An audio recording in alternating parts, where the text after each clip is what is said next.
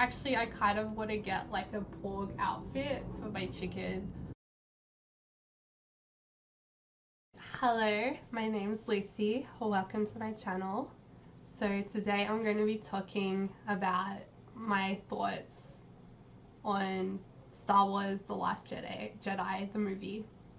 I'm just going to start out with the good stuff first, and then I'll talk about the bad stuff. So I actually enjoyed this movie. It was a good spectacle, maybe not so much a good story, but a good spectacle. I liked the porgs. I liked the ice puppies. They were really cute. That really got me. Cute stuff really gets me. And I thought it was good visually. The soundtrack was good, and I thought the acting performances were good. I thought Carrie Fisher was way better than the last movie. I really like Mark Hamill. I thought Adam Driver did a really good job as Kylo Ren. So I thought all of the performances were good. I actually did enjoy it. Like I was lukewarm till not liking the first movie, and the second movie I enjoyed it. It was fun to watch, and I guess just having a few scenes with porgs, I'm a sucker. It got me. They got me.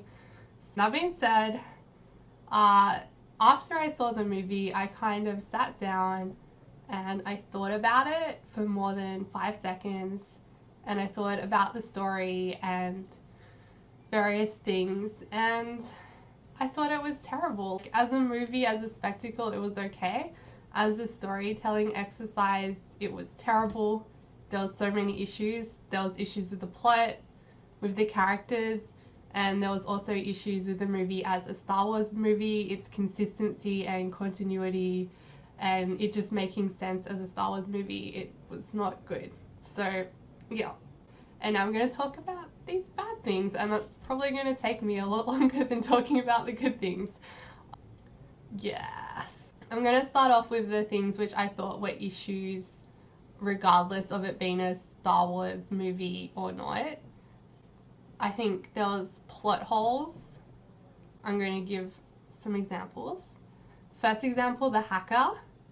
Rose and Finn go to this planet to find this hacker who's the only hacker who can get through the First Order's ship defense system so that they can get on board the ship. And he's like the only one in the world who can do it. And then they don't get him, they get thrown in a jail cell, and they meet another hacker there. And then this other hacker just happens to be able to do it as well, which is really convenient. There's a second issue with the hacker in that he tells the First Order that the Resistance ships are cloaked, and then so that they find out about the cloaked ships who are trying to escape, and then they start shooting them down.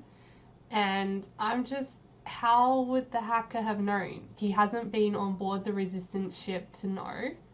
And the people he is with, Rose and Finn, they don't know about the cloaking thing. Otherwise, they wouldn't be trying to board the battleship. Second plot hole, I mean, there's a lot more. I'm just like covering some examples. Second plot hole was the slow-mo space chase. Okay, so we know that they can go to light speed to like jump forward in space or whatever, or beyond light speed, I don't remember. So why doesn't the First Order ship, which doesn't have fuel issues, like why don't they just hop forward to the Rebellion ship so that they can catch up and then just destroy them? Also related to that, why did the general purple hair lady not tell Poe about her plans to the point that he has a mutiny because she doesn't tell him? And then why does she spend time telling everyone this motivational speech? Do they have time for this? The final kind of plot hole issue I had was the rebels' credibility as a political movement. So they're meant to be this big military political movement. So the when we go to that casino planet, the people there are rich from selling weapons to the First Order, but we're told they're also rich from selling weapons to the good guys too. Ha! the rebellion is meant to be this big political movement. They're like buying all these weapons and so on. But then at the end of the film, there's literally so few of them left that they all fit onto the Millennium Falcon. That is not a big ship. Why am I meant to care about them? Like, how does this even work as a story? Like, the scale is just completely wrong. Like, try to fight a war and there's only like 20 of them, and then no one comes to help them when they call for help. So you know that they're the only ones. And they're fighting the First Order, which is this huge organization. The characters are inherited from the first movie, so they're not entirely the fault of The Last Jedi. So Rey was a Mary Sue. Rey is still a Mary Sue. Snoke's backstory is not explained. He's just some guy. He's also really boring. Like, he just looks like Voldemort or Gollum.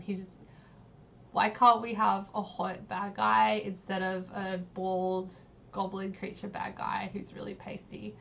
Kylo Ren, I really like Kylo Ren's character actually. He's this really angry, emo teen character, and I love that. I would have loved that so much as a teenager.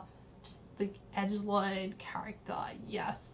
But as a villain, he's not scary. He hasn't won a single fight so far. He keeps losing to Rey. He's already lost to her once, maybe twice. There's no tension for the next movie. It's not very good. And also, they never explain why he has daddy issues or why he's so angry. Why? Third issue, which I called, I think, political correctness or SJW-ness. There's a lady with purple hair. All the commanding staff are women, although they're not very successful command staff. They're actually terrible leaders because they failed really hard. So I don't know if they were trying to be really progressive by having them all be women. It's like, okay, yes, but you're kind of saying that women leaders are shit. Like, is that intentional? And then Poe, why didn't she tell him? Why didn't she tell him? Like, why is she mad at him? Why is Leia and Purple Hair Lady mad at Poe when she was such a terrible leader? She couldn't even communicate her plan to the point that it caused immunity. Why? They've taken something which is a key plot hole, which I see in so many romance novels actually, lack of communication. Why didn't they just pick up the phone and talk? It's one of my most hated plot holes, and they use that in this movie. And also the scene with Purple Hair Lady and Leia laughing at Poe is really cringy. Like, it took me out of the movie. I felt like I was in San Francisco listening to second wave baby boomer feminists laughing about someone, and it's kind of sexist because they're just like, oh, he's pretty, he's just pretty, but he's dumb. And it's, no, you didn't communicate. They also introduced the character of Rose, who is, I would say, a token Asia character. And also, it feels like they introduced Rose just to make it so that the white chick wouldn't end up with a black chick, because we can't have that. Either the director or Disney thought, oh, we can't have that, so we'll introduce an Asian chick. So it's kind of SJW in that they're like, yeah, you're an Asian character, but at the same time, it's kind of like, it makes me think you guys are kind of racist, actually. And other people have talked about this, but the movie is sending inconsistent messages. To get back to Rose's character, she risks her life to save Finn, who's trying to suicide to destroy a battering ram to save I mean, this is kind of, his character's not even consistent in the movie, because he was trying to run away before and then leave them all to die, and then like later on he's kamikazing trying to save them.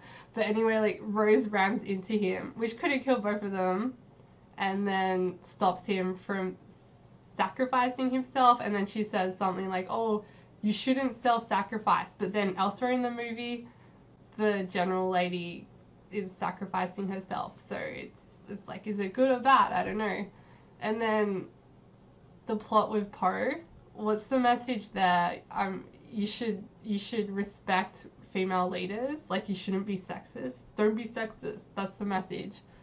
Or is the message, listen to authority, never question authority, even if they don't explain anything to you. I don't understand. So there's lack of consistency with the previous movies, so Jedi abilities used to be hard. Used to need to have a kind of genetic talent for it, I guess. You used to have to train really hard. Now it's not. Space warfare and space travel. You used to not run out of fuel. Now running out of fuel is a thing. Bigger ships are now faster than smaller ships. The smaller ships have a rage.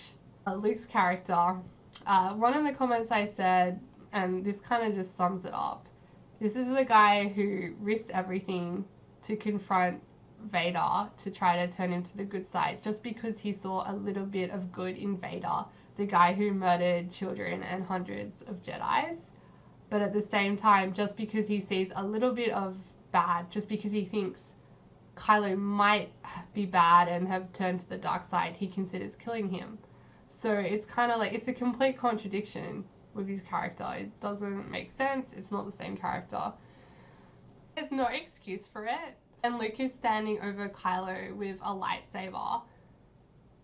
They could have just made it that it was like an illusion made by Snoke in the movie, and Snoke tricked Kylo. Like, it didn't actually happen.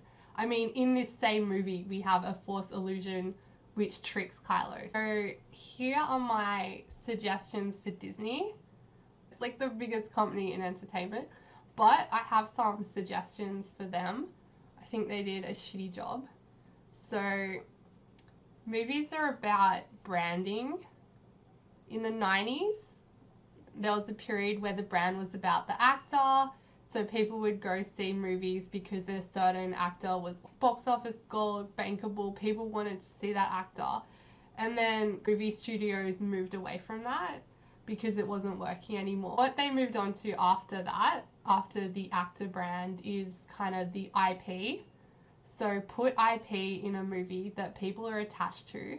So a really good move is to put IP which 30-year-old people would have been familiar with as kids to get that nostalgia factor, and then they'll go see a movie with it in it. So because of that, we got a lot of reboots and we got a lot of comic book movies. So I feel like Marvel has transcended this in that people don't go see Ant-Man because it's Ant-Man. Like, who knows about Ant-Man? Who cares about Ant-Man? They go see Ant-Man because it's a Marvel movie. Marvel has a brand now, and people expect certain things, you know, a certain kind of humor, a certain plot line. It's the same friggin' plot line. I'm a superhero. So people expect certain things from a Marvel movie, and they've got that brand going. If you make one of these movies, like, you have to hit certain notes to stay true to stay true to the brand. For Star Wars, we have to have a lightsaber battle. We have to have a space combat scene. We have to have cute animals we can sell as merchandise. Oh wait, no, that's like a Disney thing. But I think hiring a writer is a good way of ensuring that a movie hits these notes. We get all the key scenes, and a director is usually really good at executing it and making that sort of vision come to life. Like, they're fabulous. We have emotional performances from the actors. I think the problem is that directors are not writers, and I think they struggle at the nuts and bolts of storytelling. They're just not as good. I think for a lot of movie brands, I don't think this really matters. But I think in Star Wars case, it's a lot of the IP is the story and the characters from the original trilogy. It's a space opera, it's like a family drama, and they haven't really maintained that. Let's see. This movie is inconsistent with the original trilogy. It takes a dump on it. It's completely at odds with the previous movie and doesn't resolve any of it, basically rejects it. It is full of plot holes. It is full of kind of lackluster humor, which is kind of inappropriate. And it has kind of off pacing as well. I'm talking about the casino part. There's no urgency there. And then this trilogy in general, so not just this movie, the first two movies, it fails to provide believable motivation and explanation of the motivation for some of the characters. It fails to pay due respect to its villains. It fails to provide internal conflict in any of the characters. This is something which is not compulsory. Obviously, you don't need to have internal conflict, you can just have external conflict. But it's kind of weird not to have it in a Star Wars movie where it's meant to be about a struggle against the dark side, and it fails to provide us with any tension or suspense or excitement for the third movie in this trilogy. I think Disney should have hired a single director for all three of the movies, and I think they should have hired a team of writers, got the writers to sit down and plot out the trilogy in advance the way TV writers do for their series or season arc. I actually think TV writers are a lot better than film. It's pretty clear that Disney hasn't bothered to do this. We know that they haven't bothered to do this because there was an interview with one of the directors where they said that they haven't planned out the plot in advance. They're basically just winging it. I think they just viewed Star Wars as a license to print money. Put lightsabers and space battles in it, and people and weird animals and cute animals, and people will be happy. I enjoy the movies. It's kind of it is kind of true. That being said, because I have an attachment to the original movies, I'm kind of disappointed, and due to that, I will not be seeing the next movie, and I won't be buying any porg merchandise either. I think Japan does it better in terms of cute. Actually, I kind of want to get a porg outfit for my chicken.